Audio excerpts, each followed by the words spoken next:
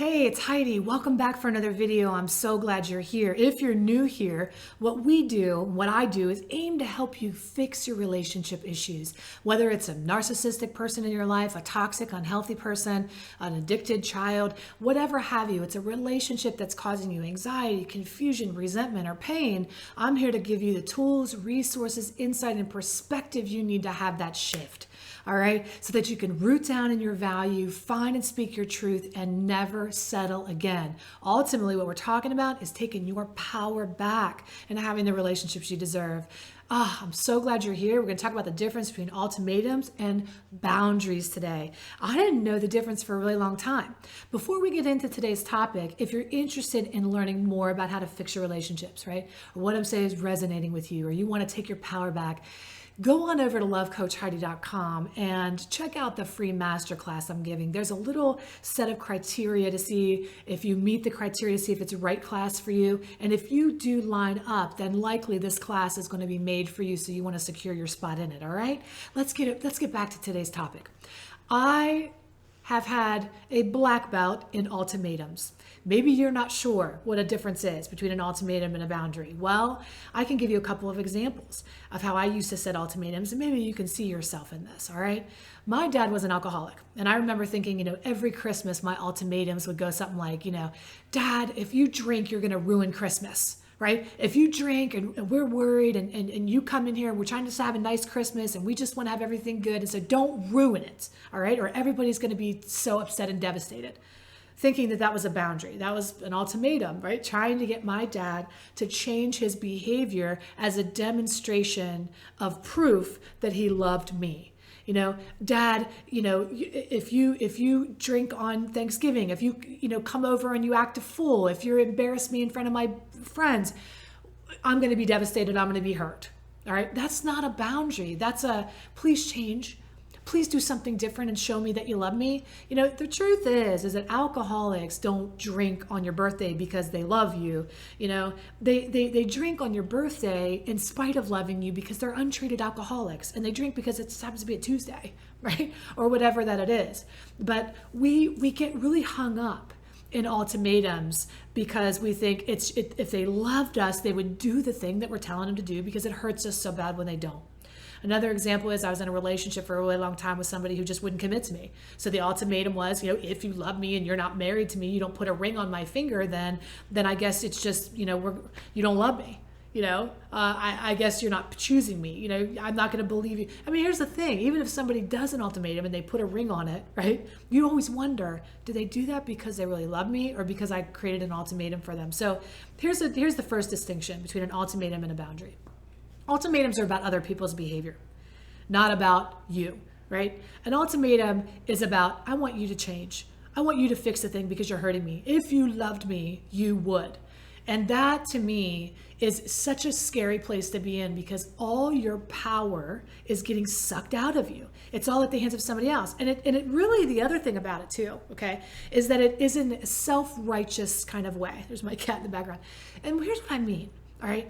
You are a righteous person. You know right from wrong. You know how people are supposed to behave and what they're supposed to do.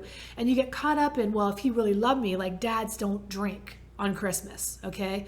If my boyfriend really loved me, he would commit to me. If my wife really cared, she would be with me, she would be intimate with me, or whatever that it is that you feel like you're trying to talk somebody, set an ultimatum with them, all right? Anything at all, it could be anything.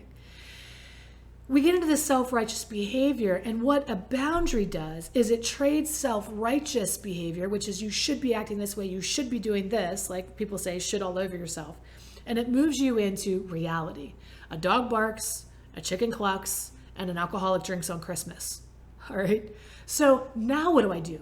A boundary takes you into dealing in reality, which is the most powerful position that you could be in when you don't deal in expectation, unrealistic expectation, and you deal in reality. And boom, that is the difference between an ultimatum and a boundary. Unrealistic expectation, reality. You change your behavior if you really love me, you're going to be who you are and I'm going to protect me. I'm going to love me. Outward focused, inward focused. All right, big difference. So let's think about it for a minute. If I was going to set a boundary with my alcoholic father on Christmas, what would I do instead of an ultimatum? An ultimatum is, again, you're just going to hurt us. Everybody's going to be devastated. Okay, no kidding. A boundary is, Dad, if you're drunk on Christmas or drink on Christmas, we're going to ask you to leave or not come over. If I notice that you have a drink that starts to happen, everybody's going to ask you to leave, and we're going to go ahead and have Christmas. And now here's what I know for sure. Dad is going to drink on Christmas, and I have to be prepared to hold that boundary. I have to be prepared then to say, Jesus is really going to be hurtful. I'm going to ask my dad to leave on Christmas because he's drinking. So don't set a boundary you're not prepared to deliver, okay? If you're in a relationship like I was, and you say to the person, hey, we're not going anywhere, all right? If we're not going to be in a committed relationship, then I need to be pursuing something that's better for me, all right? So if we're not making decisions by this point, I need to move on, and then move on. Don't push back the date or wait or buy into the excuses or justifications. We trade self-righteous expectations, unrealistic expectations for reality. It's kind of like moving from, when a hurricane's coming, we could be self-righteous. I don't deserve a hurricane this year. I've already put up with so much stuff this year. I just think that I don't deserve a hurricane. Well, honey, the hurricane's coming. Now what? Well, I batten down my hatches. I protect my space. We do a lot of other videos on these types of things. We talk more about how to set a boundary and the words to use. And I do that a lot with my students and clients. I actually give them the words to say because sometimes we really don't know how to say it.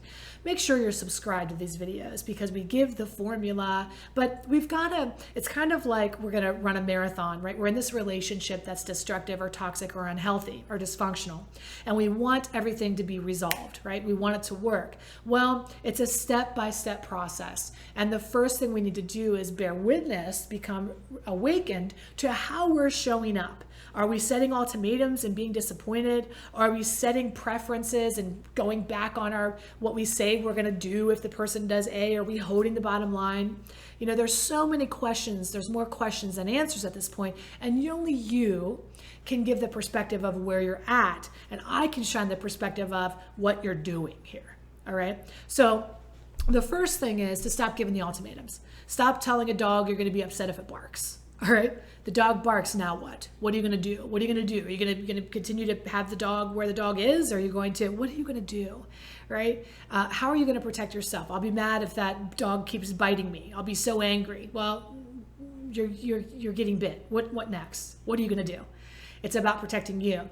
And if you're curious about how to deepen your understanding of how to untangle these toxic relationships, then again, go over to lovecoachheidi.com. I'm giving this masterclass that is about taking your power back. It's about fixing your relationship issues. And there are 3 master steps that I'm going to be revealing. Sign up for it if it's for you. Check and see if it is. It's not for everybody, but see if it is. And if it is, sign up for it or schedule a complimentary consultation. I'm happy to, talk to you about your unique situation. But that's the biggest, that's what I'm going to do for you today, all right, is the difference between an ultimatum and a boundary. And hopefully this made a lot of sense for you, all right? I look forward to seeing you in many more videos and getting to deepen our relationship and our connection and helping you really have the relationships that you deserve, all right? I love you so much. Have a great day. Take excellent care of yourself. Bye-bye.